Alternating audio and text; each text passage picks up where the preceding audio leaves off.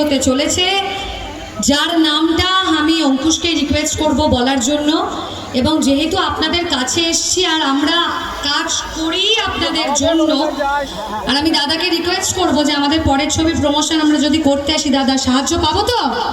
সাহায্য পাবো বলেছে, তো আমরা ডেফিনেটলি আসবো এখানে আবার আপনাদের সঙ্গে প্রচুর মজা করতে। কিন্তু তার আগে আমি অঙ্কুশকে রিকোয়েস্ট করব আমাদের পরের ছবি যেটা জানুয়ারি মাসে আসছে, যাতে আপনারা সবাই দেখতে যান হলে এবং আমাদের আরও ভরে ভরে আশীর্বাদ দেন, সেইটার বিষয়ে যেন কিছু আপনাদেরকে বলে দেয়।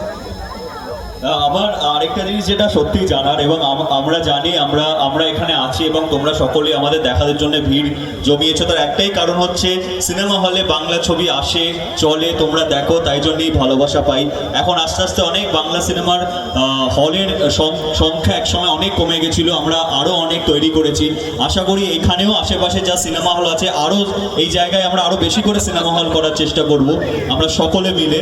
তো আমাদের নতুন সিনেমা নারী চরিত্র বেজায় জটিল, সেইটা আসছে 23শে জানুয়ারি রিলিজ করবে। আমরা সকলেই চাইবো তোমাদের এখানে আশেপাশে যত সিনেমা হল আছে তোমরা গিয়ে সেটা দেখো, 23শে জানুয়ারি রিলিজ করবে। এখনো অবধি আমি অনেক আগে তোমাদেরকে এই বার্তাটা দিলাম, কারণ এরপরে গান আসবে, ট্রেলার আসবে, অনেক কিছু আসবে, টাইম আছে। কিন্তু এসছি যখন, এত ভালোবাসা পেলাম, তাই তোমাদের জানিয়ে রাখলাম তোমরা সকলেই যেও, সপরিবারে যেও, সপরিবারে দেখার মতো ছবি নারী চরিত্র বেজায় জটিল।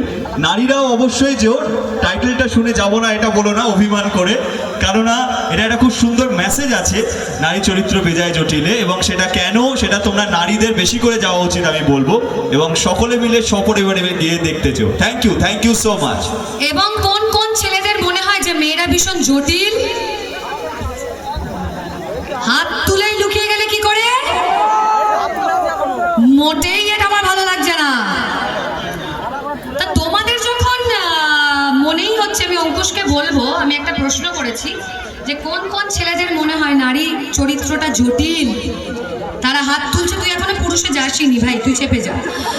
তো কয়েকজন হাত তুলছে, লুকিয়ে পড়ছে, তাদেরকে তো আরো বেশি করে বলবো যে তোমাদেরকে তো আরো বিশেষভাবে সিনেমাটা দেখতে হবে। তোমাদের মা, তোমাদের কাকিমা, তোমাদের জীবনে যারা যারা নারীরা আছে তাদেরকে নিয়ে।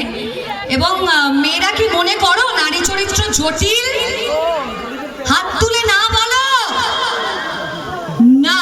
তো এই যে তোমরা না বলেছো, তোমাদেরকে তোমাদের বাড়িতে যারা পুরুষরা আছে ঘাড় ধরে ধরে নিয়ে যেতে হবে, ঠিক আছে? Thank you so much. আমি আবার বলতে চাই যে ভীষণ ভালো লাগলো, এবং আশা করি আমরা আবার আসবো এখানে ভবিষ্যতে, তোমাদের সকলের সঙ্গে কিছু না কিছু প্রোগ্রাম করব, আমরা মজা করব। এবং আবার আমি দাদাকে ধন্যবাদ জানাচ্ছি যে দাদা এত সুন্দর একটা জায়গায় আমাদের আসার সুযোগ করে দিয়েছে। জানতেই পারতাম না যে এত মিষ্টি, এবং হ্যাঁ পাশেই নদী, সুন্দর হাওয়া বইছে, কোনো গরমের কিন্তু ব্যাপার নেই, এত লোক জড়ো হয়েছে। আর সব থেকে বড় কথা, অনেক জায়গায় যাই, অনেক প্রোগ্রাম করি, এত সুন্দরভাবে তোমরা সবাই প্রোগ্রামটা এনজয় করছো, এবং তার সাথে সাথে শালীনতা বজায় রেখে, তাই জন্যই আমরা আজকে সবাই এখানে সুস্থভাবে প্রোগ্রাম করতে পারছি। ধন্যবাদ তোমাদের উদ্দেশ্যে, অনেক অনেক ধন্যবাদ। আর যেহেতু বিজয়ার পরে দাদা তো আমাকে মিষ্টি দিয়েছে, দাদা আমি মিষ্টি খাবো, ভালোবাসি মিষ্টি খেতে। এবং আমি সবাইকে বিজয়া দশমী তো চলে গেছে, সরি, বিজয়ার অনেক অনেক শুভেচ্ছা, ভালোবাসা, এবং বড়রা যারা উপস্থিত হয়েছে, আমি আর অঙ্কুশ চাইবো যে ভোরে ভোরে আমাদেরকে আশীর্বাদ দেন।